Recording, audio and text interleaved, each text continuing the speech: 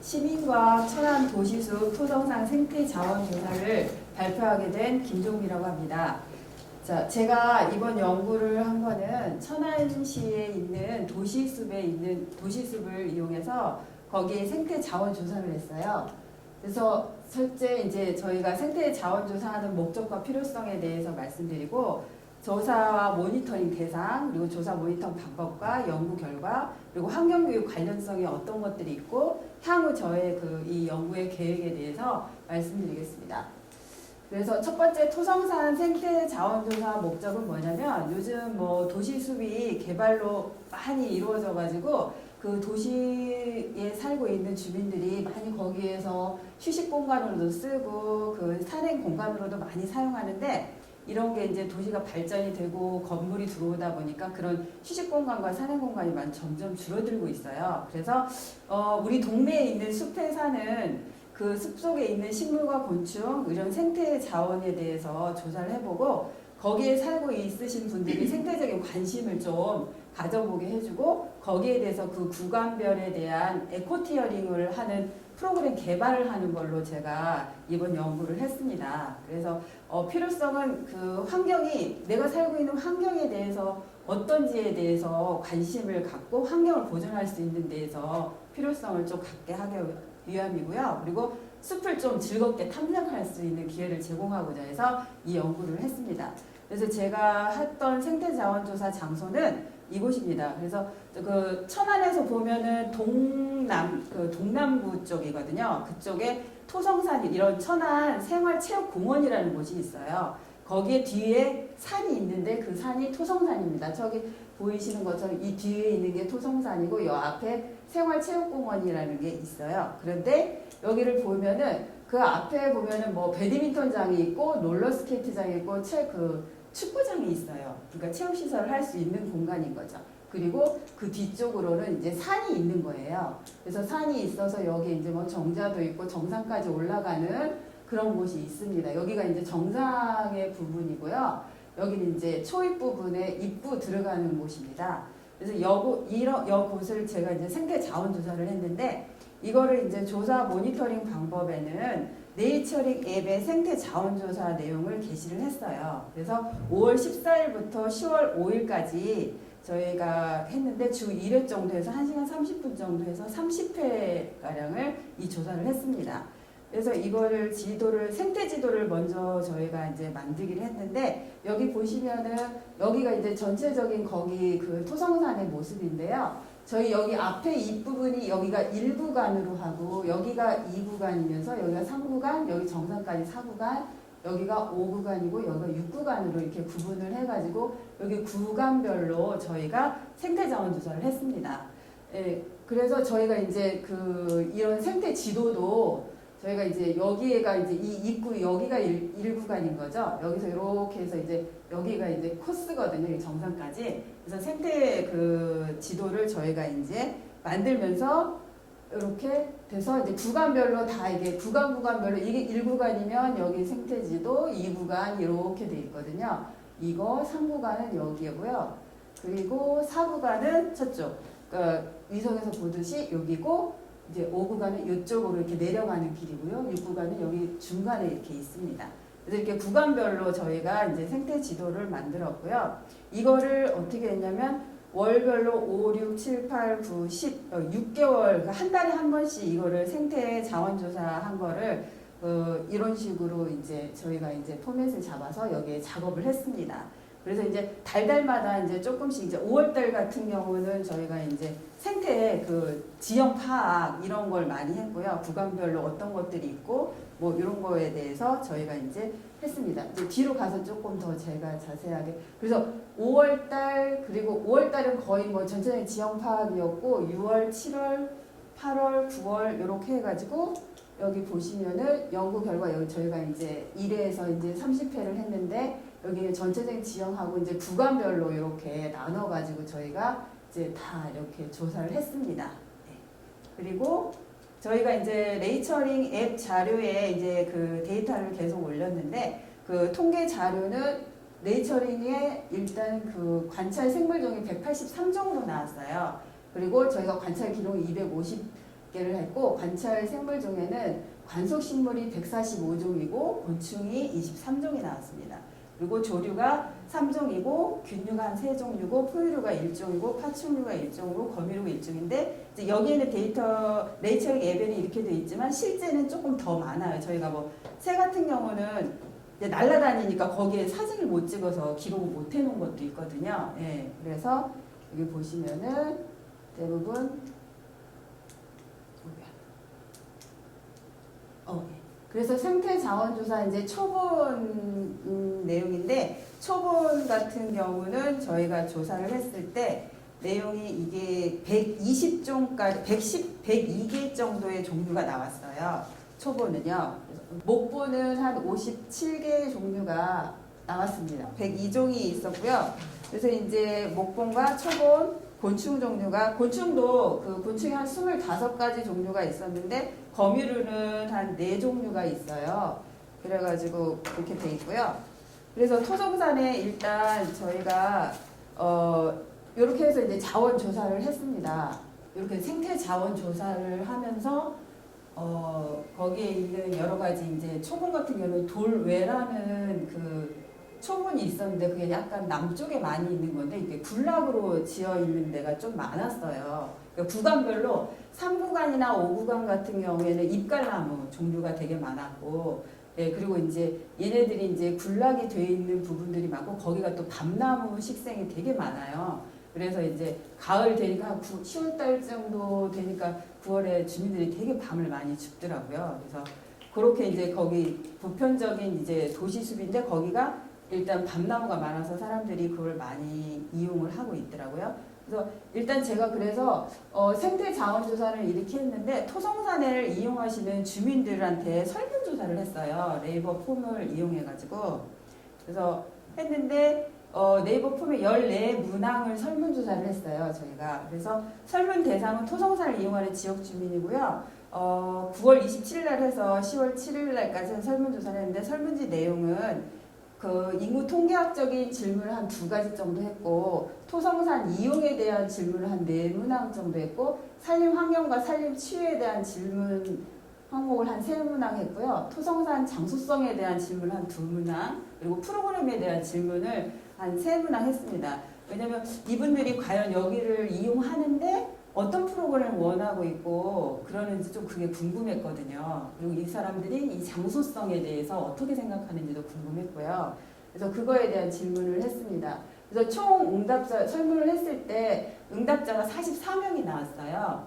그래서 비율은 여성들이 거의 34명으로 77%가 나왔고요. 남성들이 조금 적더라고요. 그리고 연령대도 거의 60대, 50대하고 40대 분들이 많이 참여를 해주셨고요. 예.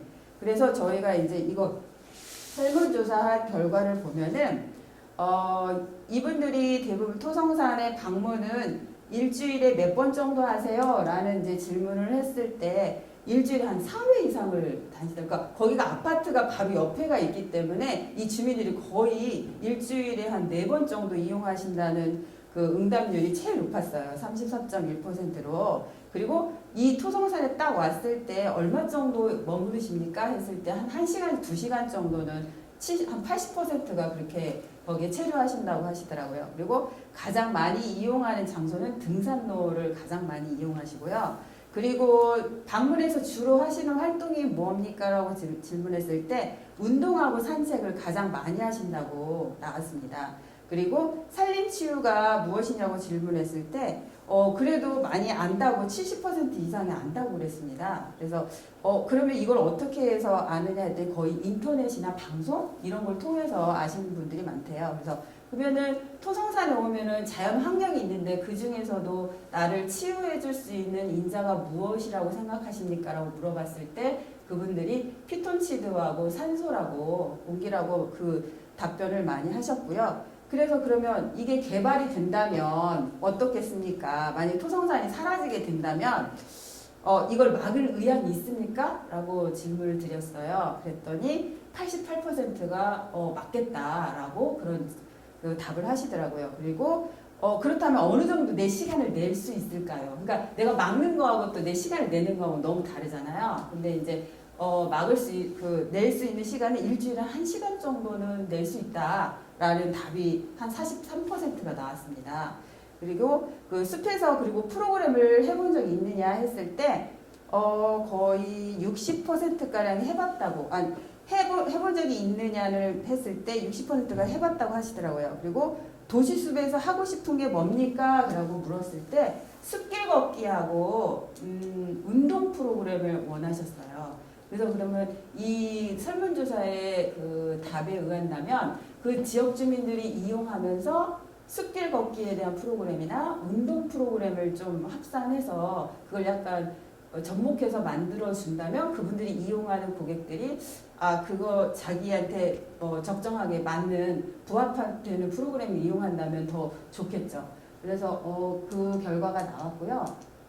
그래서 저희가 작업을 에코티어링 프로그램 개발을 하는 걸로 했어요. 그래서 이거를 하려고 했던 거는 그 지역에 이제 그 아이들도 있고 어른들도 있고 그냥 내가 이렇게 하는 것보다 에코티어링을 하게 되면, 에코티어링은 뭐 이렇게 생태하고 오리엔티어링이라는 합성어인데 그거를 하게 되면은 내가 그 지역에 있는 거기에 있는 식생을 내가 미션을 수행을 하면서 그거를 알아가게 되고 그게 오래 기억에 남고 관심을 가지게 되어서 이게 좀 그 숲을 왔을 때 즐겁게 그냥 이렇게 산책하는 것보다 그 식생들에서 알게 되면 좀 좋겠다 싶어갖고 제가 프로그램을 개발을 하려고 했습니다.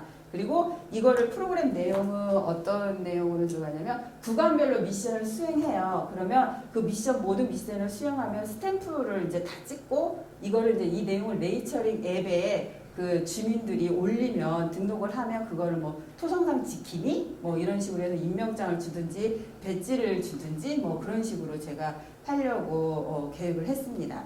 그래서 여기 교재 내용은 에코티어링에 대한 개념 설명을 좀 넣고요. 토성산 이야기 그리고 생태 지도에 대한 그 구간별 미션 수행 장소 그거에 대해서 이제 정하고요. 그리고 미션 수행 내용은 토성산에 있는 나무와 풀들 지형적인 특성을 알 수 있는 미션 수행을 하는 걸로 했습니다. 그래서 여기 보시면은 이제 구간별 미션 수행이 있는데 여기 이제 저희가 생태지도에서 뭐 1구간, 2구간, 3구간, 4구간 이 구간이 있잖아요. 그러면 구간별로 이제 미션이 있는 거예요. 그래서 요거를 이제 수행을 하는데 여기 준비물 같은 경우는 뭐 나치판 앱 다운을 받아서 이제 그 방위를 가지고 찾아가고 생태지도하고 레이처링 앱을 이용해서 올리는 건데요. 그리고 뭐 여기에 우리가 그 사구간은 여기가 정상인데 여기에 보면은 맨 처음에 그 제가 5월달에 할 때는 거기에 돌탑이 안 쌓여 있었어요. 근데 9월, 10월 됐을 때 거기에 이제 누군가가 이렇게 계속 이제 탑이 쌓이는 거예요. 그래서 그렇다면은 이 수영할 때 이제 돌탑 쌓으면서 거기다가 소원 빌기라든가 뭐 이런 걸 하면 좋겠다 싶고 이게 돌탑을 왜 쌓을까 했더니 그 근처에 원래 옛날부터 그 산에다가 제를 지내는 그런 풍습이 좀 있었대요. 토성산 근처 북쪽에. 그래서 이제 그런 것 때문에 요게 또 그렇게 하지 않았나. 그리고 이 토성산 자체가 뭐 이렇게 외부에 많이 알려진 산이 아니에요. 그래서 제가 거기 그 정상에 올라갔을 때 토성산이라고 팻말도 없어요. 어떤 분이 이런 종이에 그냥 토성산에 가서 붙여놨어요.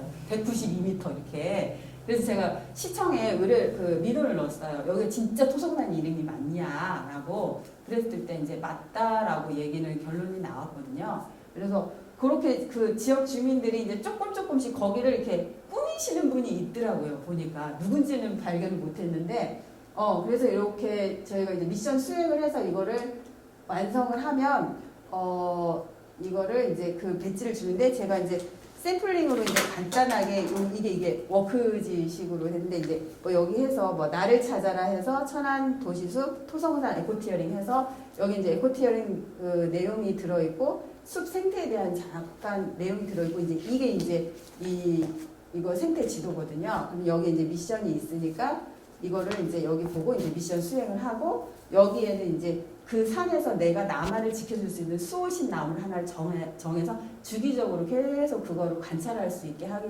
위해서 요걸 또 이제 마지막에 나만의 수호신을 만들기를 한번 해보자 이제 해서 이렇게 지금 제가 이제 계획은 이렇게 잡고 있는데 이제 이게 실행이 될지 안 될지는 이제 더 해보고 제 생각에는 좀 사업비를 좀 받아야 이게 되지 않을까. 네, 주민들을 위해서 그렇게 해서 이제 좀 했으면 좋겠다는 제 바람입니다.